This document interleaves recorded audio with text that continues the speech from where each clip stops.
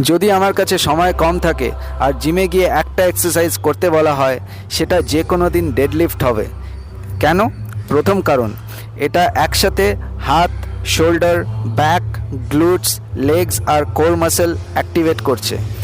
দ্বিতীয় কারণ, ডেডলিফটে জেনারেলি তুমি বেশি ওজন তুলতে পারো কম্পেয়ার টু আদার এক্সারসাইজ, আর যত বেশি ওজন তুলতে পারবে, ওয়েট লিফট করতে পারবে, তত তাড়াতাড়ি তোমার ফ্যাট বার্নিং অ্যাক্টিভেট হবে আর মাসেল গেইন অ্যাক্টিভেট হবে। তৃতীয় কারণ, বিরাট কোহলি, ক্রিশ্চিয়ানো রোনাল্ডো বা আমাদের অলিম্পিয়ান অ্যাথলিটরা দেখবে ডেডলিফট কোনো না কোনো ফর্মে রেপ্লিকেট করছে।